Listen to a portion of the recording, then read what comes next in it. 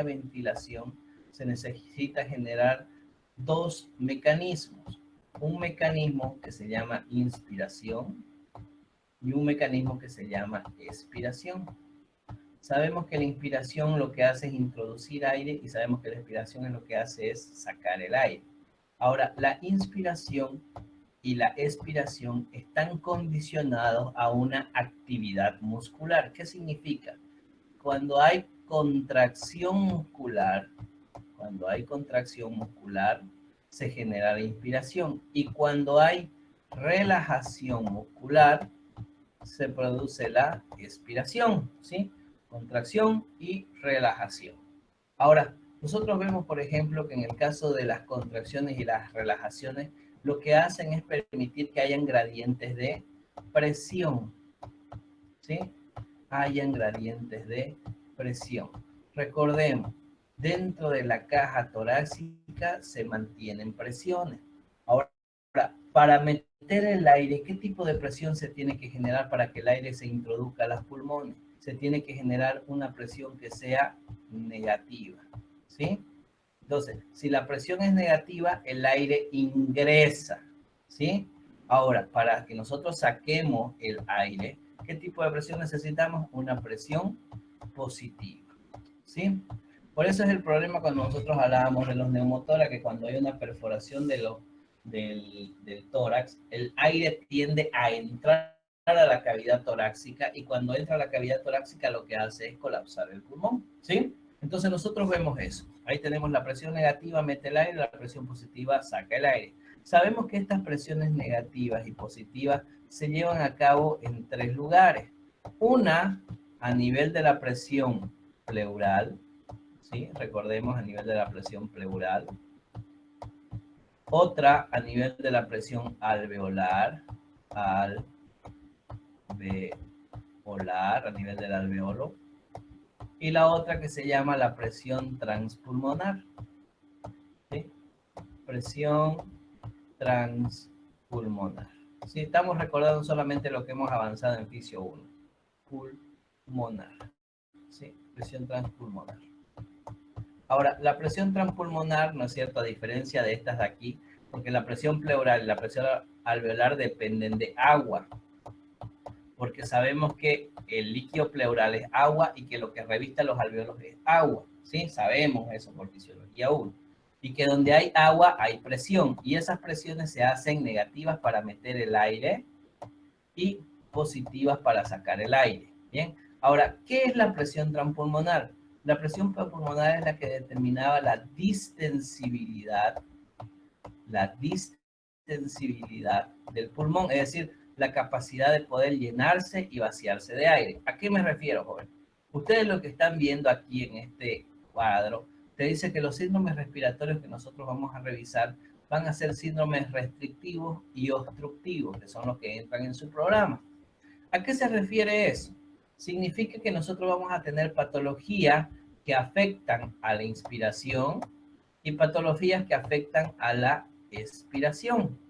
Si nosotros ponemos acá los síndromes restrictivos, ¿qué mecanismos van a alterar? ¿La inspiración o la expiración? Y estos son los que alteran la inspiración.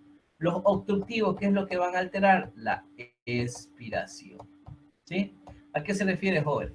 Cuando nosotros hablamos de los síndromes restrictivos, se llaman restrictivos porque restringen la entrada de aire. Significa que la persona no puede meter aire, no puede respirar, no puede introducir, no puede inspirar. En cambio, los síndromes obstructivos se llaman obstructivos porque obstruyen la vía aérea. ¿Bien? ¿Qué quiere decir que obstruyen? Que no dejan salir el aire, los taponean. Entonces, ¿qué quiere decir? Que la persona puede meter, pero no puede sacar, no puede sacar el aire. Sí, puede ser que nosotros vemos que las personas asmáticas respiran así, porque no pueden sacar el aire.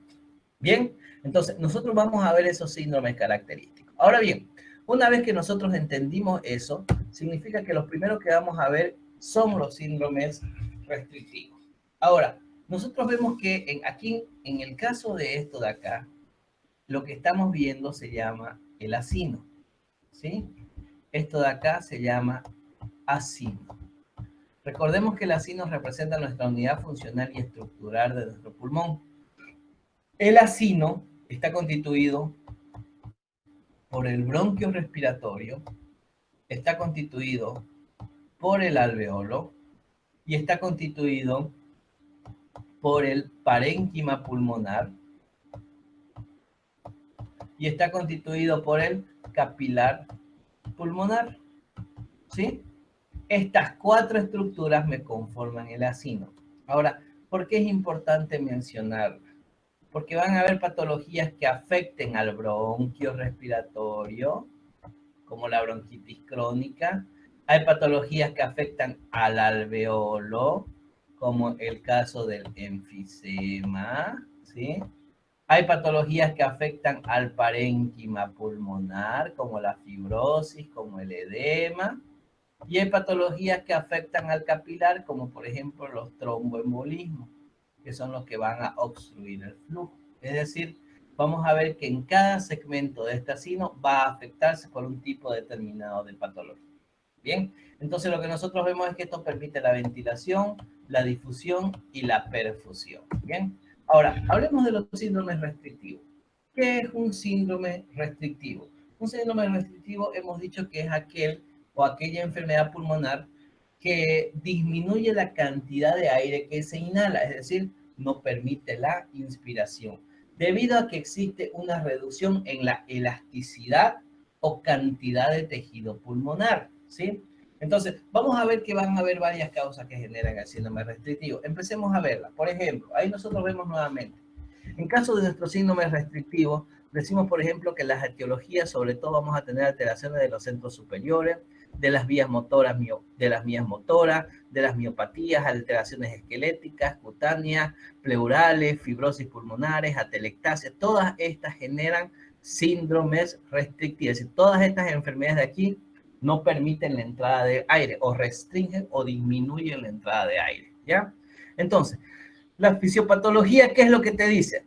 Que para entender este síndrome restrictivo solamente tenemos que saber de que aquí se disminuye la amplitud respiratoria y la capacidad vital, ¿sí? Entonces, eso fisiopatológicamente.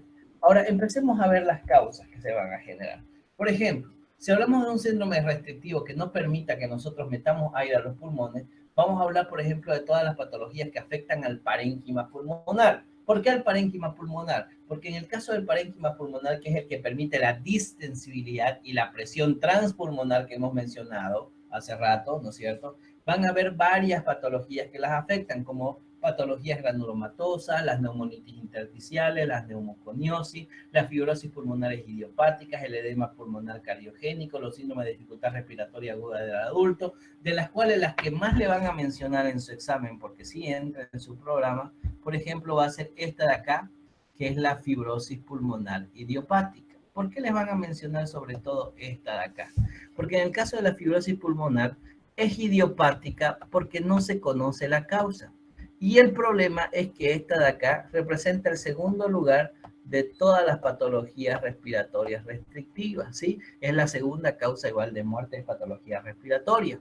Entonces, la fibrosis pulmonar significa que empiezan a formarse tejidos fibrosos en lugar de tejido colágeno. En pocas palabras, la fibrosis pulmonar idiopática significa que el parénquima pulmonar se empieza a endurar.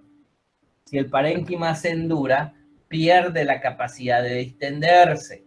Si el parénquima pierde la capacidad de distenderse, pierde la capacidad de meter aire, porque ya no va a poder introducir el aire. Entonces, estas patologías, por ejemplo, todas estas de acá, los edemas pulmonares, porque el edema pulmonar llena de líquido los pulmones, y al llenar de líquido tampoco permite que haya el intercambio de gases o la hematosis, ¿sí? Puede llenarse de líquido, puede destruirse, pueden llenarse de algunos metales, como por ejemplo el silicio, puede llenarse de otros metales, como por ejemplo el carbono y más cosas, ¿bien? Entonces, cualquier patología que dañe el parénquima pulmonar va a producir un síndrome restrictivo, ¿bien? Ahora, puede ser que el parénquima esté bien, pero pueden ser que hayan causas extraparenquimatosas. como por ejemplo todas las patologías que cursan con parálisis, por ejemplo, todas las patologías que sean neuromusculares. ¿A qué se refiere? Por ejemplo, en el caso de la parálisis diafragmática, si no se mueve el diafragma, no va a haber inspiración, si no se contrae. En la miastenia gravis, se caracteriza por parálisis igual de la musculatura respiratoria, tampoco va a haber inspiración. Los síndromes de Guillain-Barré, que también son parálisis ascendentes, tampoco van a producir. Las distrofias musculares tampoco, las lesiones de la columna vertebral. Cualquier patología que curse con parálisis de la musculatura respiratoria va a producir un síndrome restrictivo. Por ejemplo, la esclerosis lateral amiotrófica también. Entonces, todas las que cursen con parálisis van a producir síndrome restrictivo. Por eso es que es tan peligroso en estos pacientes que siquiera se resfrían. Bien. Por otro lado, tenemos los que afectan a la pared torácica. Significa, por ejemplo, que hayan traumas costales, que hayan patologías como espondilitis anquilosante, donde se enduran, ¿sí? Donde hay enduramiento del tórax, ¿sí? O puede ser que las patologías sean, por ejemplo, ocasionadas por causas pleurales, como por ejemplo los neumotórax, los hidrotórax, los fibrotórax o los hemotórax. Significa que en este caso de acá va a haber un efecto de compresión. Recordemos que en el caso de los pulmones aquí se encuentran, ¿no es cierto?, flotando en lo que es la cavidad torácica. Si esto, por ejemplo, se llena de agua o de aire o de sangre o de pus o de líquido o de, ¿cómo se llama?, o de exudado, eso hace que el pulmón se comprima. Si el pulmón se comprime, cuando se inhala el aire no puede expandir el pulmón, por tanto el pulmón no puede llenarse de aire y no va a producir la hematosis. Bien, entonces sigue siendo un síndrome restrictivo porque no permite. Puede ser que a veces no sea el problema ni el parénquima, ni extraparenquimatosa, ni pleurales, sino que sean por lesiones que ocupen espacio, como por ejemplo algunos tumores o quistes, o por ejemplo el mismo embarazo, que puede ser otras condiciones, porque el embarazo comprime la caja torácica. Y al comprimir la caja torácica va a aumentar las presiones que se van a generar en ella, comprimiéndola. Las peritonitis, las ascitis, la obesidad, ¿no es cierto?, la cirugía de tórax o al abdomen alto también van a producir síndromes restrictivos. Entonces, todas estas patologías son las que cursan con síndromes restrictivos. Vamos ahora a hablar de los síndromes obstructivos, ¿sí? En el caso de los síndromes obstructivos, nosotros decimos que la patología se da porque se obstruye la salida de aire. La obstrucción de la salida de aire determina que hay una hiperinsuflación a nivel pulmonar. Fijémonos acá. Cuando nosotros hablamos, por ejemplo, los síndromes obstructivos, nosotros vamos a hablar sobre todo de dos tipos de patología. Por un lado vamos a tener el asma y por otro lado vamos a tener al EPOC. ¿Sí? Asma y EPOC. Bien. Entonces, en el caso, por ejemplo, que nosotros hablemos del asma, sabemos que, por ejemplo, ambas patologías cursan con obstrucción, pero fijémonos acá, la obstrucción como se ve aquí, fíjense, aquí está en la inspiración normal y en la expiración, fíjense cómo el alveolo se distiende. El problema de los síndromes obstructivos es que el aire queda atrapado entre el alveolo y lo que nosotros vemos acá es que queda hiperinsuflado. Ahora bien, empecemos a ver, fíjense acá, un alveolo normal, un alveolo obstruido, ¿sí? Va a empezar a insuflarse. Ahora, empecemos a revisar, por ejemplo, en el caso de lo que es el asma bronquial, que es una patología muy frecuente en nuestro medio, ¿sí? Siempre nos llega a la guardia o a la emergencia, siempre nos llega un paciente con asma o en crisis asmática, ¿sí? Entonces, primero que nada, tenemos que definir que el asma es una enfermedad de tipo inflamatoria crónica de las vías respiratorias que se caracteriza por un aumento de la respuesta del árbol traqueobronquial a nivel a múltiples estímulos. Me explico qué significa esto. ¿Ya? Explico. En el caso de esto, por si acaso, el asma es determinada como un tipo de hipersensibilidad. Hipersensibilidad. ¿Qué significa hipersensibilidad? Una persona tiene hipersensibilidad cuando esta persona es capaz de producir una respuesta inmune, ¿sí? Inmune exagerada. ¿Qué significa una respuesta inmune exagerada? Ya es cuando se refiere a múltiples estímulos. Significa que vas a desencadenar un proceso inflamatorio ante agentes que no son patógenos, generalmente. ¿Qué quiere decir? Que para desarrollar una crisis de asma, algunas personas pueden, por ejemplo, producirla por alguna alergia. Otras personas las pueden producir, por ejemplo, por el cambio del ambiente, el cambio, por ejemplo, de estaciones. Puede ser un factor ambiental. Algunas personas pueden desarrollar una crisis asmática, por ejemplo, por algunas infecciones, sobre todo por algunas infecciones, por ejemplo, virales, ¿sí? Algunas personas pueden desencadenar una crisis asmática por algún alergeno o por algún proceso infeccioso, como hemos dicho. Pueden desencadenar también, por ejemplo, por el aire frío, por aire frío, ¿sí? Pueden desencadenar incluso hasta por el ejercicio físico, ¿sí?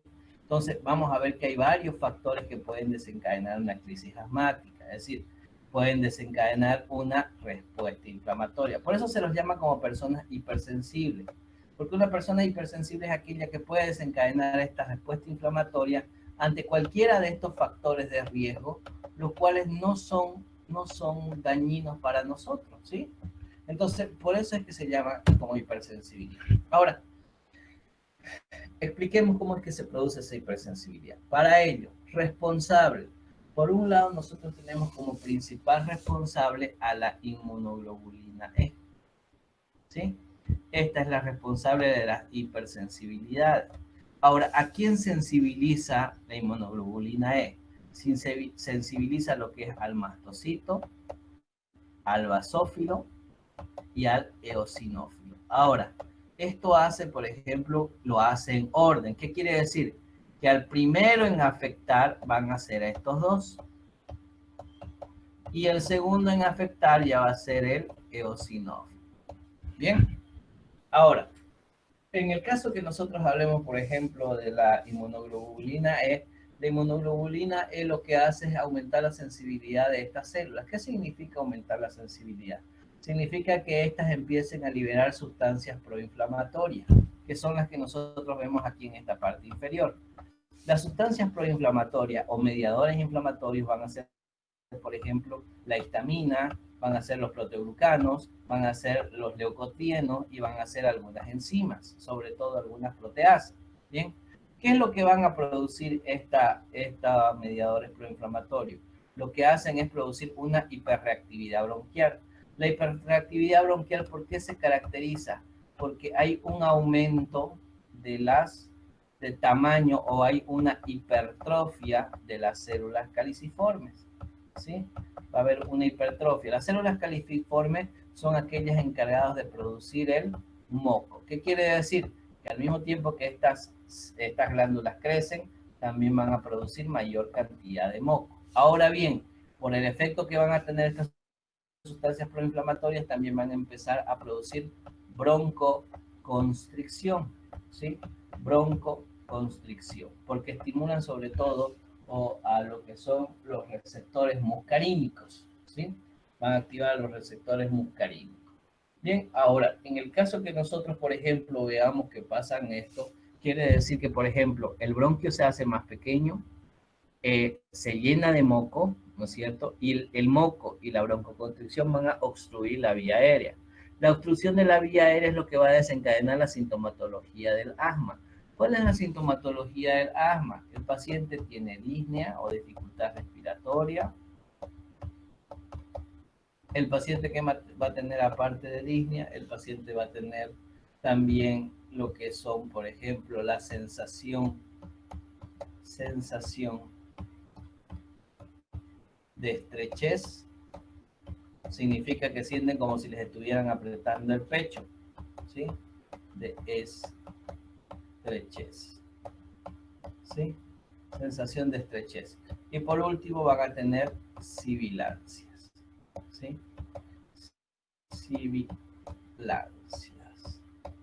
Las sibilancias significa que se escuchan como silbidos en sus pulmones. Entonces, el paciente tiene disnea, el paciente tiene sensación de que le apretan el pecho y el paciente cuando lo ocultas tiene como unos silbidos en el pulmón que son las sibilancias. Bien, entonces todo esto se da por la hiperreactividad bronquial. Para ello es que nosotros vamos a ver, por ejemplo, que hay medicamentos que se encargan de inhibir toda esta sintomatología. ¿Por qué?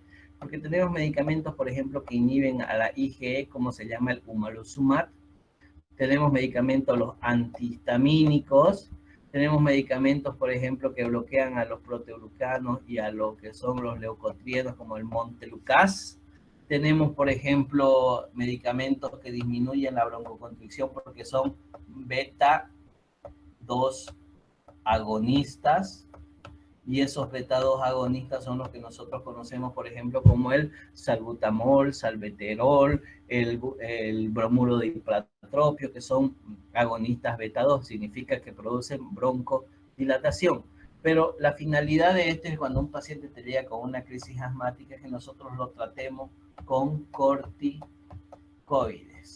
¿Por qué con corticoides? Porque los corticoides, por fisio 2, sabemos que los corticoides disminuyen la respuesta inmune. Si disminuís la respuesta inmune, vas a disminuir lo que es la crisis asmática. Y sobre todo, ¿para qué das corticoides? El corticoide se da para evitar de que el paciente entre a una fase tardía. Porque nosotros vamos a ver que el asma tiene dos fases. La fase inicial, que es cuando afecta, por ejemplo, solamente al basófilo o al mastocito, que es local, donde el paciente va a tener solamente la dificultad respiratoria y es muy marcada, ¿no es cierto?, la disnea.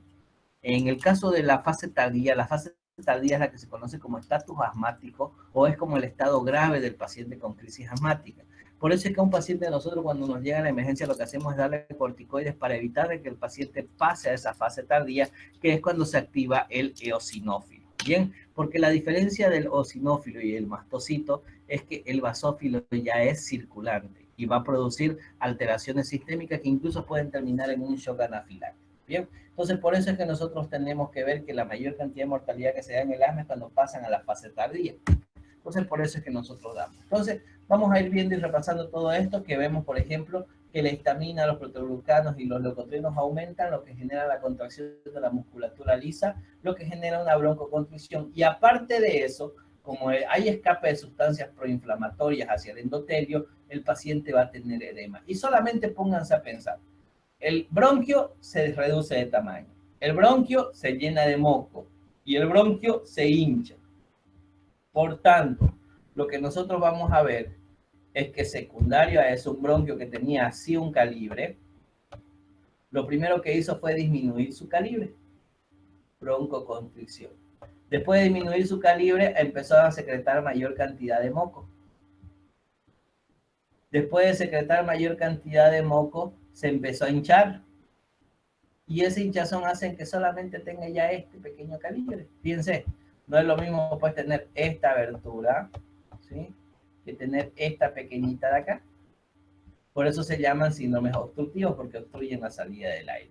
Ya sea por el edema, ya sea por la broncoconstricción o ya sea por el moco.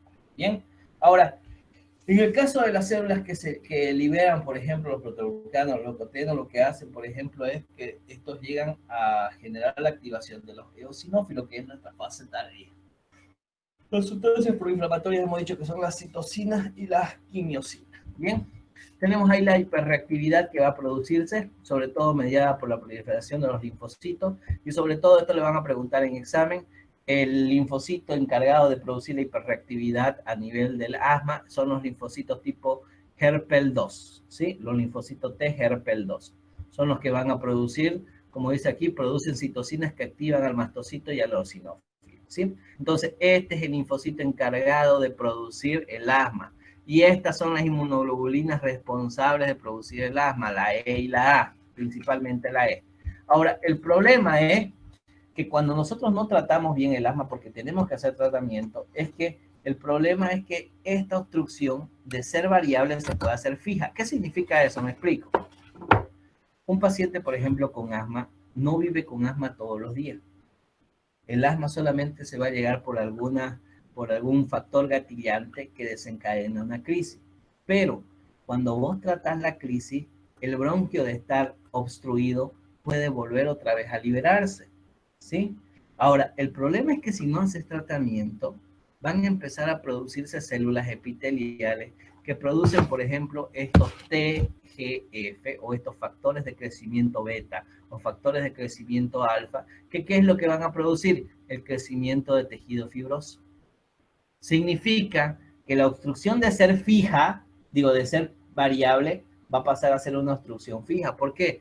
Porque ese remodelado fibroso va a obstruir la vía aérea de forma constante, ¿sí? Por eso es importante hacer el tratamiento en asma. Ahí nosotros vemos ahí a los factores gatillantes que mencionábamos hace rato, ¿sí? Hablábamos, por ejemplo, de los alergenos que iban a tener y los tipos de tratamientos que nosotros podemos utilizar. Como aquí está la fisiopatología que habíamos mencionado hace rato, ¿sí? La hiperinsuflación, que es que se va a llenar de aire porque no va a poder salir, y la secreción de moco que va a generar esto. La presentación clínica hemos dicho que el paciente va a tener principalmente dificultades respiratorias como disnea, sensación de estrechez y sibilancias. ¿Bien? Entonces, esta es la triada del asma. El paciente también puede estar taquicárdico, puede tener tos, puede tener hipoxemia, puede tener hipercapnia, defectos de obstrucción e hiperreactividad bronquial. ¿Bien? Claramente aquí se ve la foto, fíjense. Aquí nosotros vemos un bronquio normal y aquí nosotros vemos un bronquio cuando se realiza una crisis asmática. Fíjense, se hinchó, se llenó de moco y eso hace que se haga más pequeñito en relación a este de acá. Eso va a producir los síndromes obstructivos. Y fíjense que los alveolos empiezan a insuflarse, empiezan a crecer más, ¿sí? Se hacen más edematosos, van a ser más crecidos porque se van a llenar de aire, ¿ya? Entonces, esos factores son los que van a generar esto. Ahí tenemos lo que decíamos, fases tempranas y fases tardías. Para diagnosticar esto podemos utilizar la espirometría simple o la espirometría forzada en los pacientes, ¿bien? Y determinar la cantidad de los volúmenes pulmonares, que ya sabemos cuáles son, que los hemos avanzado en fisiología 1. Tenemos varias clasificaciones del asma, las cuales no entran en su programa, ¿sí? Ni el tratamiento, solamente la parte de fisiopatología. Entonces, eso sería relacionado al asma. Ahora, tenemos otra patología que también cursa con sibilancias, que también cursa con dificultad respiratoria y con sensación de estrechez, y esa se llama el EPOC. Bien, ¿cuál es la diferencia entre el asma y el EPOC? Para empezar, el paciente con asma hemos dicho que tiene una obstrucción variable. ¿A qué se refería variable? Que el paciente puede tener hoy día su dificultad respiratoria y puede ser que no le venga más sus síntomas hasta después de varios días, varias semanas, varios meses o años, ¿sí? Entonces, a eso se refiere, por ejemplo, en el caso del asma, que sea variable. Significa que la sintomatología se puede presentar dependiendo del tratamiento o el tipo de asma que tenga el paciente. Puede presentarse después de días, semanas, meses o años, ¿sí? Ahora, en el caso, por ejemplo, del EPOC, la obstrucción que se produce no es variable, es fija. Significa, y no solamente es fija, sino que es progresiva. ¿A qué se refiere eso? Significa de que con el pasar del tiempo la dificultad respiratoria en el paciente va aumentando. Puede empezar, por ejemplo, con una disnea grado 2, pasar a una disnea grado 3, pasar después a una disnea grado 4 y así. Por eso se dice que es progresiva, porque la obstrucción es fija, la obstrucción no desaparece con el uso del tratamiento. ¿Por qué? Porque ahí están los factores gatillantes. Por ejemplo, en el caso del asma hablábamos de factores gatillantes como el uso de algunos fármacos, como el uso de algunos alergenos, algunas infecciones y demás. Solamente cuando el paciente estaba sometido a ese factor de riesgo se desarrollaba el asma. En cambio, el EPOC, la principal causa que se tiene en el EPOC es una causa genética. ¿Qué significa? Que, por ejemplo, hay deficiencia de un antioxidante que inhibe a una enzima que destruye, porque es por destrucción de lo que es, por ejemplo, el bronquio respiratorio o el alveolo respiratorio. ¿Bien? Entonces, como principal factor de riesgo, ¿cuál va a ser el principal factor de riesgo para desarrollar el EPOC? Va a ser el hábito de fumar o vivir en ambientes contaminados. Bien, pasemos acá. ¿Cuál es la fisiopatología de eso? Vamos a empezar porque todo es similar a lo del humo del tabaco. El tabaco es el principal productor de lo que es, por ejemplo, lo que es el EPOC. ¿Bien?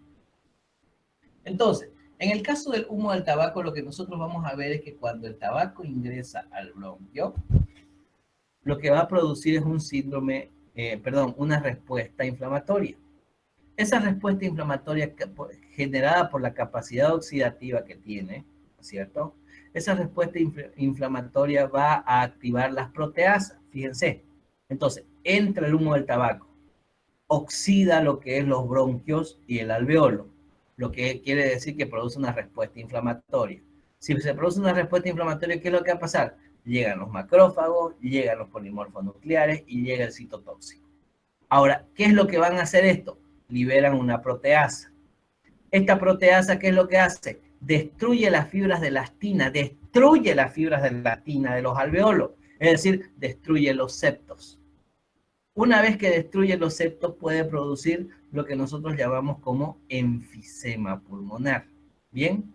Ahora, ¿por qué es que esto decimos que hay un factor genético? ¿A qué me refiero? Toda persona que fuma desarrolla EPOC y la respuesta es no. Toda persona que no fuma desarrolla EPOC, la respuesta es no. Entonces, lo que nosotros vamos a ver es lo siguiente. Es decir, a veces nosotros decimos, fumar te va a producir EPOC, ¿sí? Pero nosotros vemos que hay personas que fuman por 20, 30 años y nada, no desarrollan EPOC. ¿Por qué? Porque no tienen la predisposición genética. ¿A qué se refiere? Hay algunas personas que nacen con deficiencia de algo que se llama antitripsina 1 o alfa 1 antitripsina. Alfa 1 antitripsina. ¿Qué es lo que hace la alfa 1 antitripsina? La alfa 1 antitripsina lo que hace, por ejemplo, es inhibir a estas proteasas. Funciona como un factor inhibidor de proteasa. Si las proteasas se inhiben, ya no va a haber destrucción del alveolo.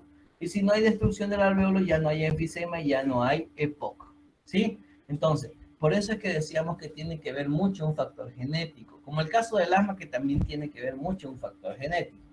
Entonces, por eso es que nosotros decíamos, si bien hay personas que fuman y no desarrollan EPOC, esto se da porque ellas tienen una alta producción de esta sustancia que se llama la alfa-1 antitripsina, que eso es pregunta de examen. ¿Sí? Entonces, empecemos a ver. En el caso nosotros hablábamos, por ejemplo, del árbol bronquial. Nosotros veíamos que, por ejemplo, cuando el bronquio entraba a los pulmones se dicotomizaba. Significa que cada bronquio se dividía en dos bronquiolos. Veíamos, por ejemplo, que al principio veíamos el cartílago, que el cartílago es continuo. Conforme pasan a los bronquios, el cartílago se hace menos continuo, hasta llegar a lo que es el bronquio respiratorio, el bronquio de acá. Y vemos que, por ejemplo, en el bronquio terminal y en el bronquio respiratorio ya no hay cartílago. ¿Por qué? Porque aquí ya no se va a producir, por ejemplo, lo que es evitar el colapso, como en el caso de acá. Entonces, ¿qué es lo que va a pasar? Que esto de acá ya constituye lo que esto así. Ahora bien, decíamos que en el caso, por ejemplo, de un alveolo, decíamos que el humo del tabaco ingresaba y ese humo del tabaco producía la respuesta inflamatoria. Llegaba a nuestro querido macrófago y lo que hacía es liberar sus proteasas. Liberaba sus proteasas junto al polimorfo nuclear y ¿qué es lo que pasaba? Empezaban a destruir estos pilares de aquí. Estos que hacen que los alveolos sean redonditos y bonitos.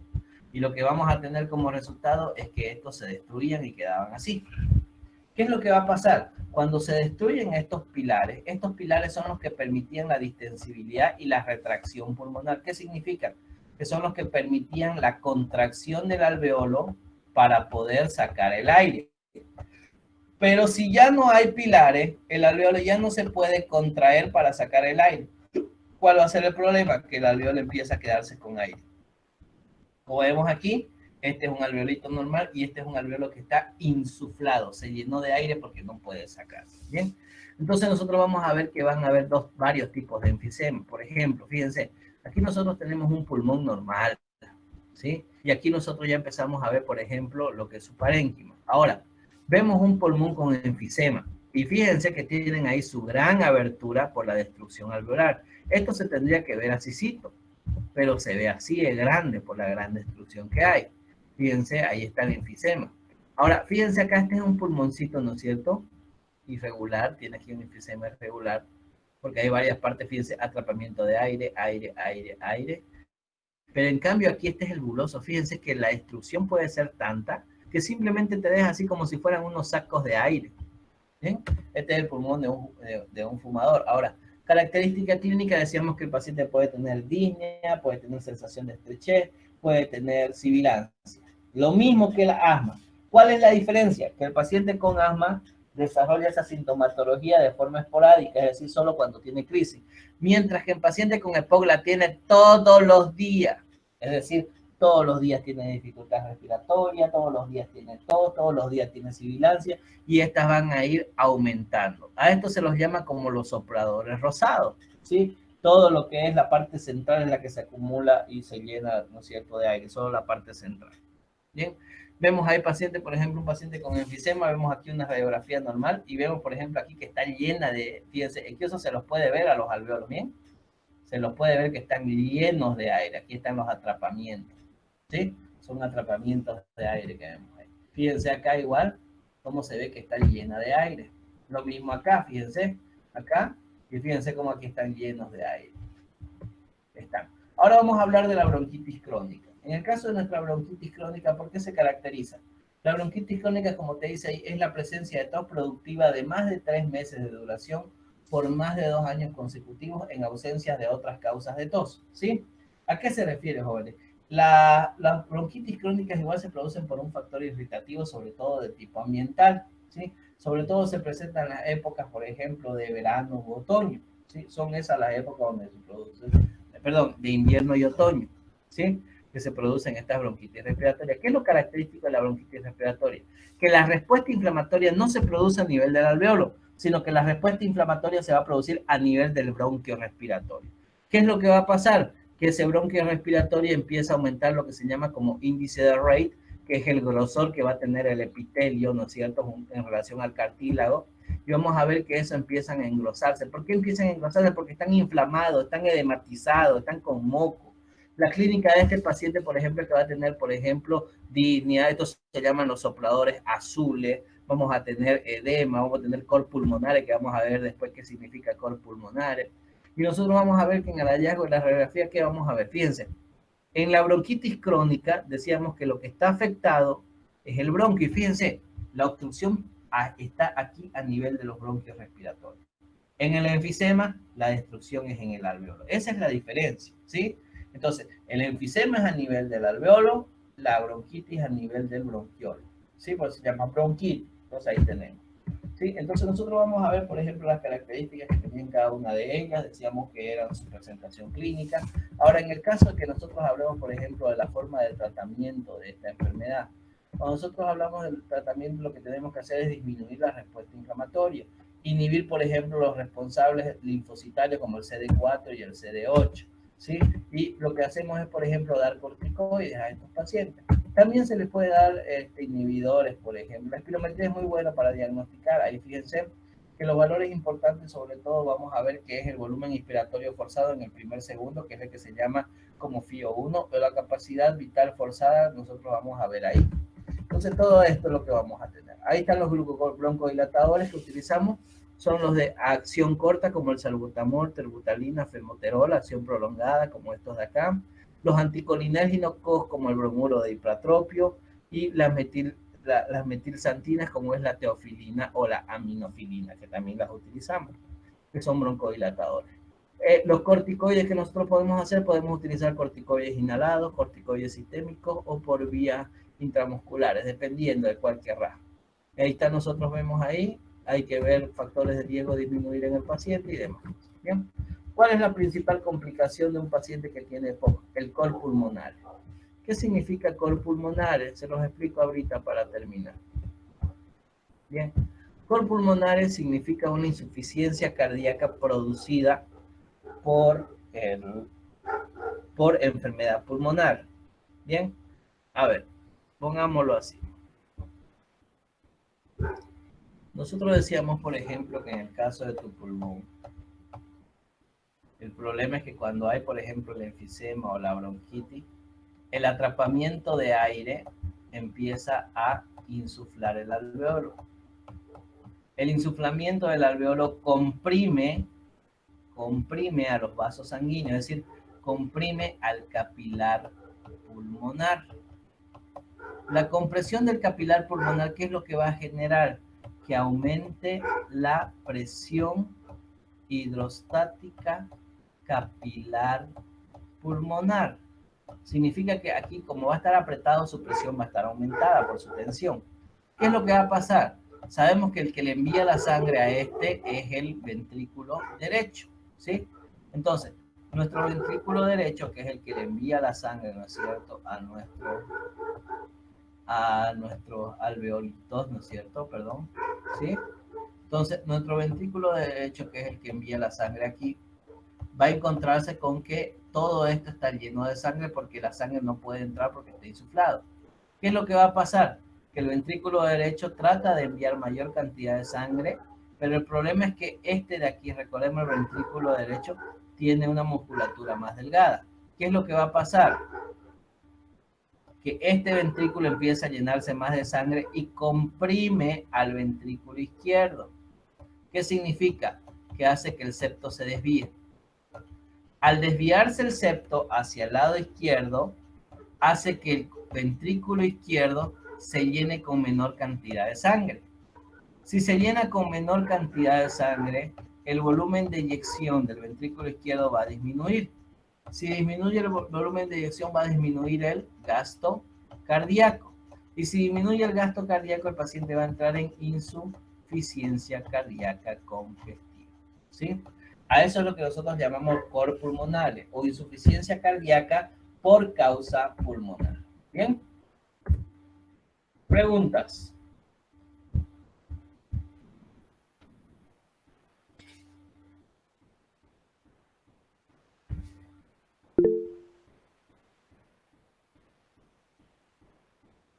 Todo claro, doctor. ¿La próxima semana es su examen? Sí, doctor. Sí, sí, doctor. Doutor, quando tem asma, destruir os pilares também ou não? No, señor, no se destruye. Lo que se hacen es que se van a producir cicatrización. Quiere decir que, por ejemplo, ese edema empieza a producir tejido fibroso y empieza a endurarse. Y una obstrucción que es variable después se va a convertir en una obstrucción fija. Bien, entonces nos toca avanzar renal. Nos vemos a las 12:30. Ya, a las 12:30 avanzamos renal.